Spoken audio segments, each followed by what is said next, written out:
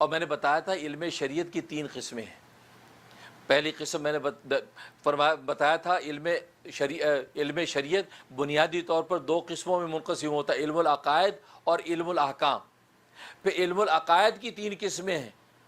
پہلی قسم وہ تھی کہ وہ عقائد جو اللہ تبارک و تعالیٰ کی ذات و صفات کے ساتھ متعلق ہیں، اور دوسری قسم تھی وہ عقائد جو یوم آخرت کے ساتھ متعلق ہیں، اور تیسری قسم پر آج گفتگو کرنی ہے کہ وہ عقائد جو نبوت اور رسالت کے ساتھ متعلق ہیں، کیونکہ عقائد ثلاثہ ہی ہیں: توحید، رسالت، معاد۔ گویا کہ اللہ کی ذات و صفات پر ایمان لانا جیسا کہ اللہ نے کہا اور جو اللہ کا منشا ہے، اپنی عقل کے دروازے سے نہیں بلکہ ایمان اور وحی کے دروازے سے ایمان لانا ہے۔ اور دوسرا میں نے عرض کیا تھا یوم آخرت کے دن پر ایمان لانا ہے، ایسے ہی جیسے کہ اللہ اور اس کے رسول نے بتایا کہ آخرت پر ایمان کس طریقے سے لانا ہے، اسی کسوٹی اور معیار کے مطابق قابل قبول۔ اور آج ہم گفتگو کریں گے کہ نبوت پر ایمان، رسالت میں ایمان۔ رسالت پر ایمان ایسی لانا ہے کہ جیسے اللہ تبارک و تعالیٰ کا منشا ہے، جیسا قرآن کریم کے اندر تلقین اور تاکید ہے کہ نبی کو نبوت کے اور رسالت کے منصب پر تم نے فائز ماننا ہے، ایسے ہی ماننا ہے جس طریقے سے ہم کہتے ہیں۔ یہ نہیں کہ آپ یہ کہ Muhammad is a great man, Muhammad is a great leader. آج کی مغربی دنیا بھی محمد صلی اللہ علیہ وسلم کو گریٹ مانتی ہے، بلکہ ایک مغربی آتھر نے کتاب لکھی ہے 100 بڑے آدمی، ان 100 بڑے آدمیوں میں پہلا نام اس نے محمد صلی اللہ علیہ وسلم کا لکھا، اور جبکہ لکھنے والا عیسائی تھا۔ تو عیسائیوں نے کہا کہ یار عجیب آدمی ہو، ہمارا اور تمہارا پیغمبر تو عیسیٰ ہے، تو آپ پہلے نمبر پہ اپنے پیغمبر کا نام رکھتے، تم نے محمد کا نام کیوں رکھا؟ یہ کیا بات ہوئی؟ تو اس نے عجیب جواب دیا، اور یہ بات اس نے مقدمے میں لکھی ہے، اس انگریزی کتاب کے مقدمے میں لکھی۔ کہا کہ اصل میں میرے پیشہ ورانہ دیانت کا تقاضا یہ تھا کہ میں محمد کا نام پہلے نمبر پہ لکھتا۔ کیوں؟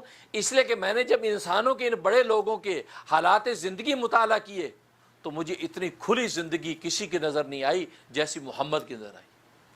اس کے باہر کی زندگی، اس کے گھر کی زندگی، اس کے باطن کی زندگی، اس کی ظاہر کی زندگی، اس کے بازار کی زندگی، اس کے ممبر و محراب کی زندگی، اس کے میدان جہاد کی زندگی، اس کی دوستوں کی زندگی، اس کے ماں بیٹے کی زندگی، باپ کی حیثیت کی زندگی، شوہر کی حیثیت کی زندگی، تاجر کی حیثیت کی زندگی، ایک لیڈر کی حیثیت کی زندگی، جرنیل کی حیثیت کی زندگی۔ فرمایا کہ یہ زندگی کا جتنے پہلو تھے، وہ پہلو جتنے واشگاف و واضح محمد کی زندگی کے تھے، ایسے مجھے کسی کی نظر نہیں آئے۔